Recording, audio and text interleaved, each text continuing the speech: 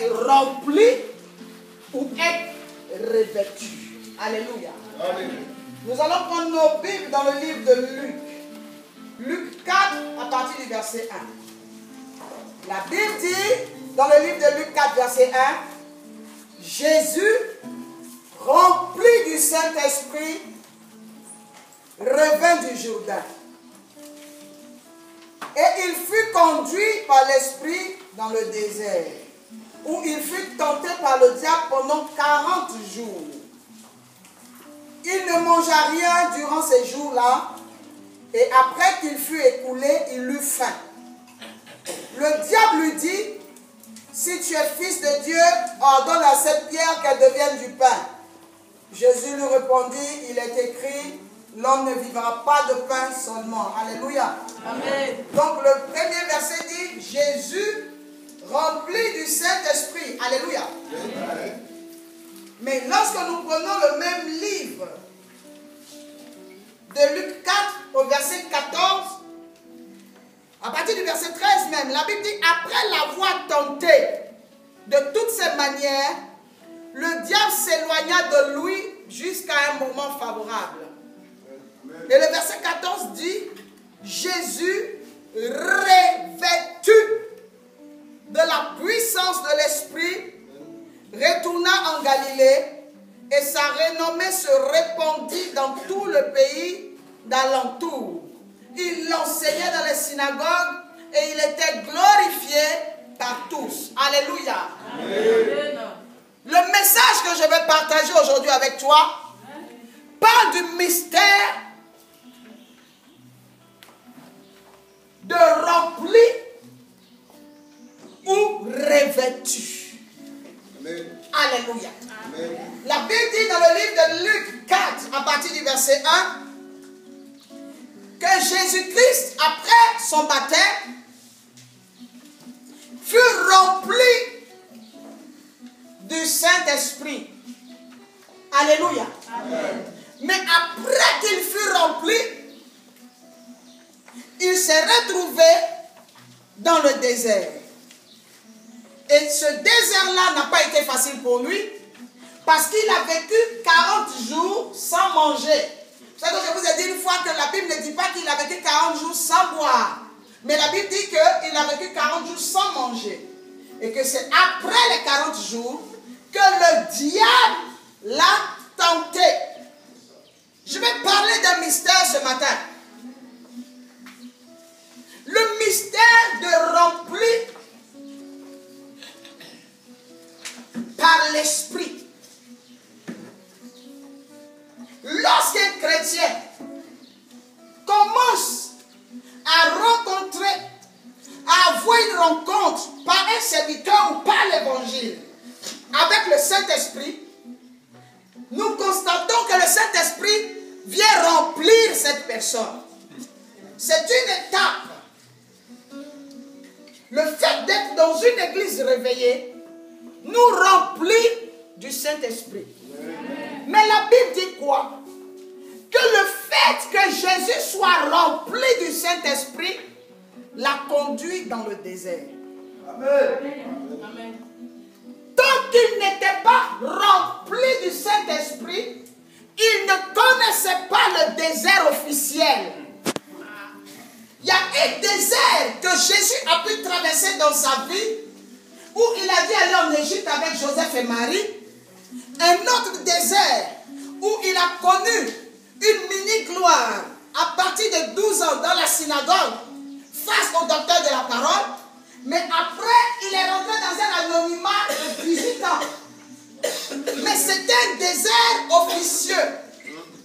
Mais le jour de son baptême, la Bible dit que la colombe, l'apparence que le Saint-Esprit prit, vient parler sur lui. Celui-ci est mon fils bien-aimé, en qui j'ai mis toute mon affection, écoutez-le.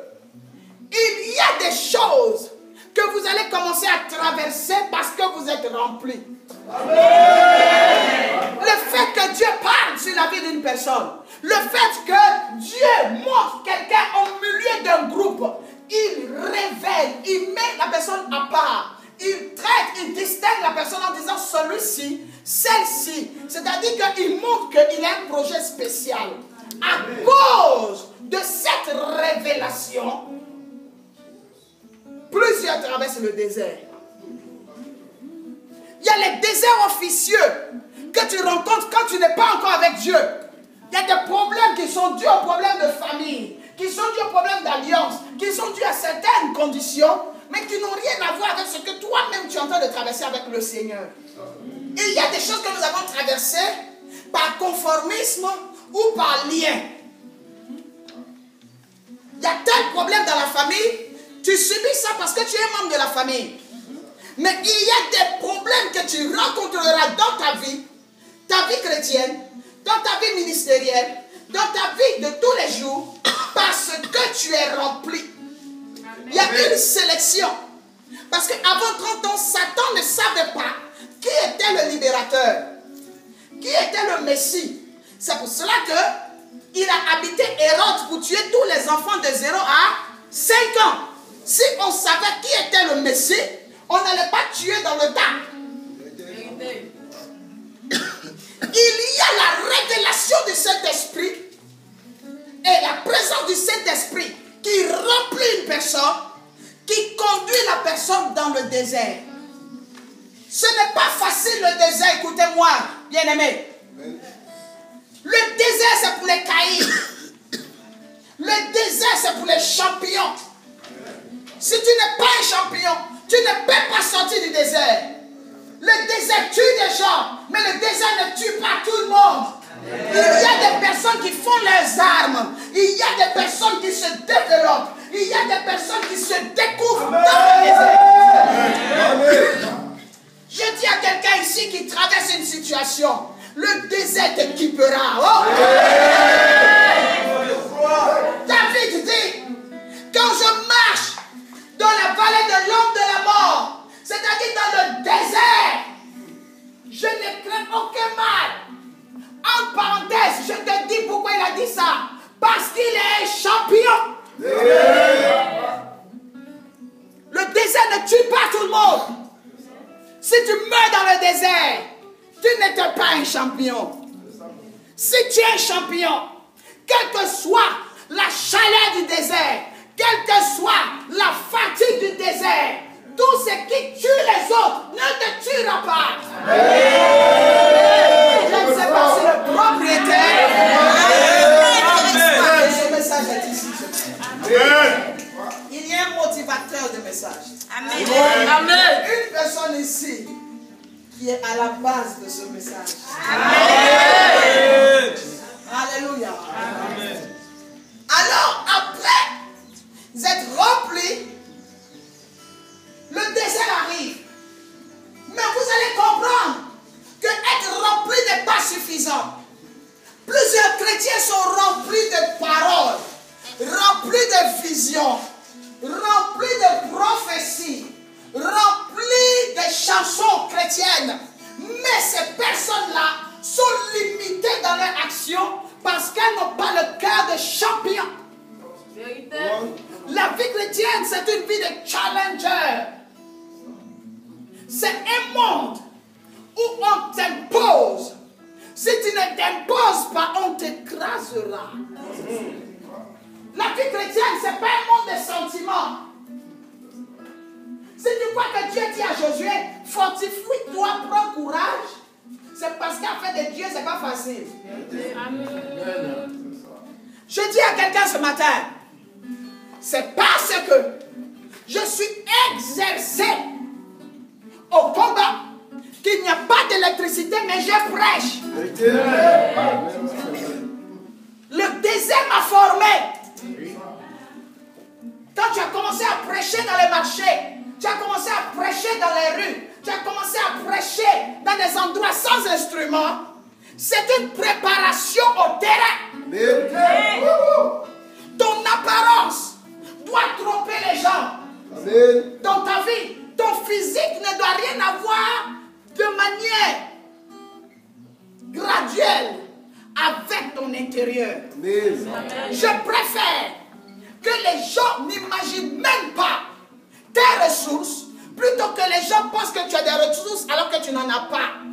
Il y a des personnes qui sont remplies de cantiques avec belle voix, remplies de paroles, de connaissances, de messages, remplies de carnets d'adresse de tous les hommes de Dieu. Mais ces personnes ne peuvent pas quitter l'étape de rempli, ne peuvent pas quitter l'étape de désert, parce que ces personnes n'ont pas le cœur de champion.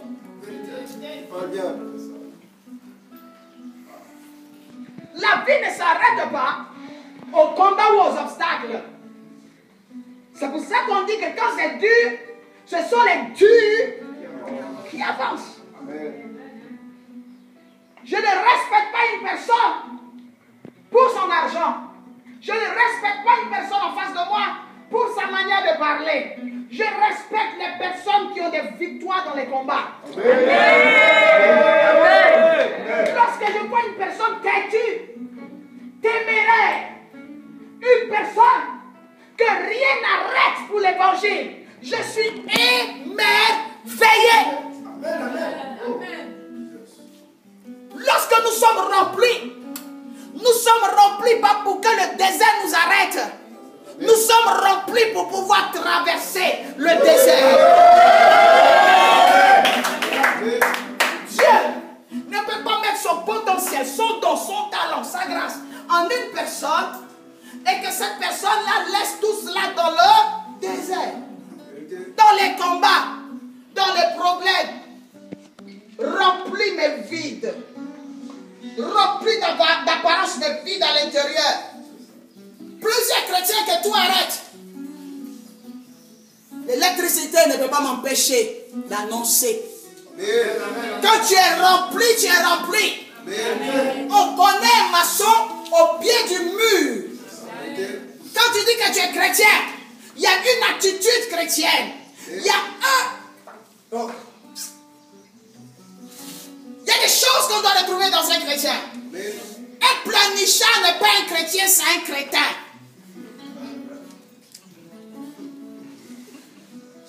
Une personne qui pléthore dans l'église, ce n'est pas une chrétienne. C'est un crétin. Les chrétiens, c'est qui? Ce sont des personnes qui ont cru à un évangile inaccepté et qui se sont battus pour l'imposer.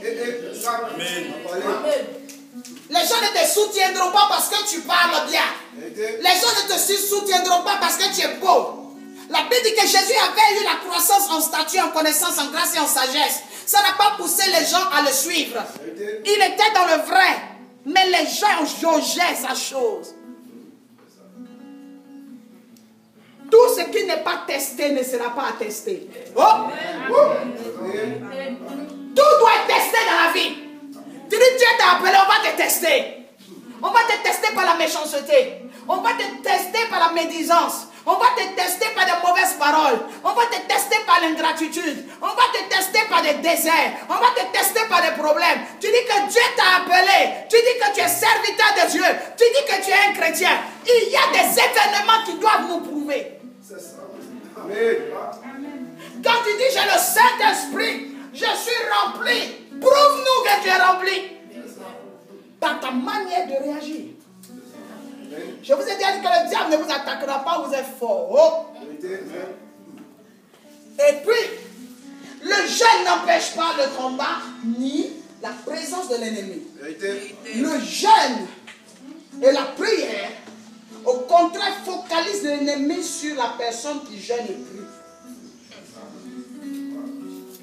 L'ennemi peut te sous-estimer. Il peut même te considérer comme les autres membres de la famille.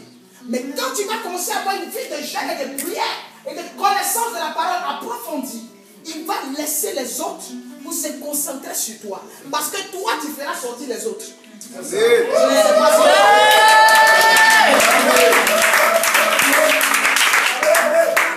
Amen. Être rempli du Saint-Esprit. Il y a des chrétiens qui s'arrêtent à ça. Connaître les versets, avoir une communauté, avoir un pasteur, travailler dans un département, durer dans l'église. Ils s'arrêtent à ça, ils sont remplis du Saint-Esprit. Le Saint-Esprit vient, il tombe. Le Saint-Esprit vient, il ressent la présence. Ils font des songes, des visions. Ce n'est pas suffisant pour un champion. Dieu te remplit pour que tu sois armé. Mais la première étape de la vie d'un chrétien, c'est être rempli. Ce n'est que la première étape. Si tu ne peux pas faire de bonnes choses avec ton remplissage, tu ne pourras pas atteindre la deuxième dimension, qui est la dimension du revêtement. Un chrétien qui est rempli, il a des choses à l'intérieur de lui, mais qui n'impactent pas.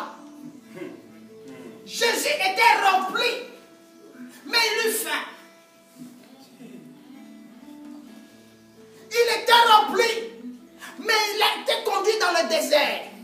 Un chrétien rempli peut se retrouver dans le désert. Un chrétien rempli est quelquefois emmené dans le désert pour qu'on puisse lui tailler une destinée, pour qu'on puisse lui donner le mode d'emploi de sa saison, pour qu'on puisse lui donner des orientations par rapport à son futur. Mais après l'espace de remplissage, après, malgré la présence de l'Esprit, on a vu Jésus qui eut faim et qui se retrouve en train d'être chargé dans le combat spirituel. Parce que le diable est venu l'attaquer. Tout fils de Dieu qu'il est. Mais il était installé, il était juste rempli. Être rempli de réma, ça ne veut pas dire que tu es revêtu. Comment Être rempli de versets bibliques, ça ne veut pas dire que tu es revêtu. Je viens vers toi. Être rempli d'argent, ça ne veut pas dire que tu es revêtu. Avoir un carnet d'adresse rempli, ça ne veut pas dire que tu es revêtu. Il y a des gens qui sont remplis mais qui n'ont pas de grands projets avec Dieu. Les gens sont remplis pour eux-mêmes, pour leur connaissance afin d'attendre le salut et d'atteindre le salut, ce qui n'est pas évident quand tu n'es pas revêtu. Parce que quand tu es rempli, tôt ou tard, le fait d'être rempli te conduit dans le désert. Le peuple d'Israël était rempli de l'alliance et de la présence de Dieu. Mais ils n'étaient pas revêtus. C'est pour cela qu'ils ont été esclaves, malgré qu'ils étaient le peuple de Dieu.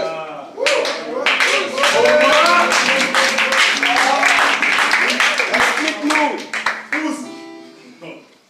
Ce n'est pas parce que tu es chrétien que tu es rempli de paroles, rempli de versets, rempli de vie de jeûne, rempli de vie de prière, que tu vas impacter ta famille. C'est faux. Quand tu es rempli, ça te permet d'entrer dans le désert. Une personne qui est remplie subit.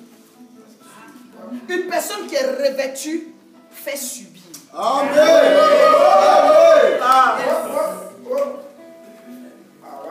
La Bible dit que Jésus, au début de Luc 4, il était rempli. Mais il avait besoin. Tu ne peux pas commencer en étant directement revêtu. Oh! C'est une étape, mais qui n'est pas l'apocalypse de ta saison. C'est un début. Comme cet enfant qui vient de naître, qui prend le biberon. On a rempli cette fille de vitamines. Mais il faut que l'étape arrive où elle devienne un élément revêtu de la liberté. Amen. La possibilité de se prendre en charge. Lorsque tu es juste rempli, le diable vient, il parle avec toi, mais si tu es le fils de Dieu. Il ne te respecte pas. Parce que tu es rempli. Celui-ci est mon fils bien-aimé, en qui j'ai mis toute mon affection, écoutez-le. Mais c'est une parole dans le vent. S'il y avait, j'écoute, s'il y avait, il n'écoute pas. Mais même quand tu es simplement rempli, on a dit de t'écouter, mais les gens viennent te parler. Comment?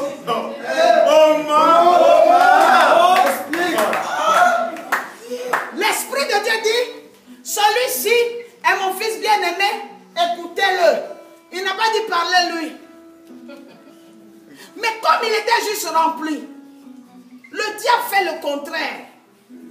Au lieu de l'écouter, il vient lui parler. Adam et Ève, ils étaient remplis. Ils n'étaient pas revêtus. Je dis à quelqu'un, dans l'histoire de Dieu dans laquelle nous sommes là, soyons-y bien. Tu ne peux pas être un chrétien normal. Sinon, tu vas vivre la vie normale. Tu vas subir les choses normales. Tu vas être toujours sous l'autorité des sorciers de ta famille. Satan ne peut pas parler à Jésus quand Jésus est revêtu. Satan parle à Jésus lorsqu'il est rempli. Mais une personne qui traverse cette période et qui reste zen, parce que Dieu nous remplit afin de pouvoir tenir en fait. Oh. Parce qu'il y a un passage obligé. Il y a un niveau que tu ne peux pas fuir. Il y a un désert, ma fille, mon fils, mon frère, ma soeur. Il y a un désert que tu ne pourras pas fuir. Si tu veux fuir le désert dans mon église, va dans l'église du voisin, ça va changer de forme, mais c'est un autre désert. Tu veux quitter là-bas, va dans une autre église, le désert va changer de lieu, d'aspect, de forme, mais c'est un autre désert. Écoute-moi bien, en Israël, il y avait énormément de montagnes. Il y a mont Horeb, il y a mont Carmel, mais chaque homme de Dieu a vécu son mont. Il y a le mont Sinaï, il y a le mont Carmel, il y a le mont Horeb. Quelqu'un me donne un mot. Il y a la montagne de Pisgah. Quelqu'un me donne un, c'était déjà sorti. Il y a Horeb, il y a qui? Il y a Morija. Chacun a son mot. Si tu veux, fuis. Dans Israël, il y a trop de montagnes, Dieu va te coincer. Tu fuis cette montagne. Il va faire comme si cette affaire-là, c'est fini.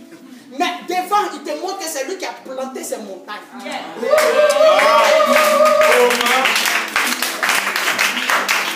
pour cela que face à une montagne, lève les yeux. Écoute Dieu. Je lève les yeux vers les montagnes d'où me viendra le secours. Si tu vois la montagne comme l'élément pour te renverser, tu ne pourras rien voir. Mais vois la montagne comme l'endroit où Dieu t'attend pour te révéler. Il ne peut pas faire monter une personne sur une montagne s'il ne veut pas distinguer la personne. Ce sont nos ennemis que Dieu envoie sur la montagne pour les tuer comme les 450 prophètes de Baal. On ne tue pas les mois sur la montagne. Sur la montagne, on parle avec les mois. La montagne ne tue pas les mois. Ça tue ceux qui sont loin. C'est pas loin. Ça ne tue pas loin de Dieu. Ça tue celui qui est loin de Dieu.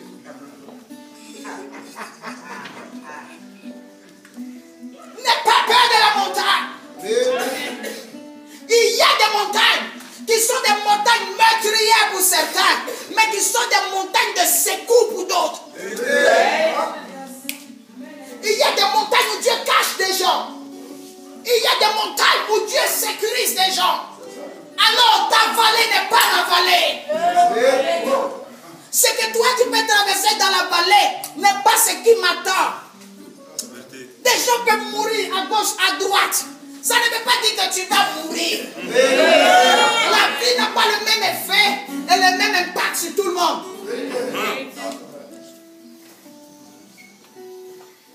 Alléluia. Je lève les yeux vers les montagnes. D'où me viendra le secours?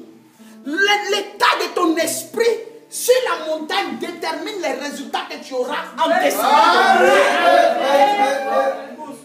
L'état de ton esprit sur la montagne détermine l'état des résultats que tu auras en descendant si tu descends.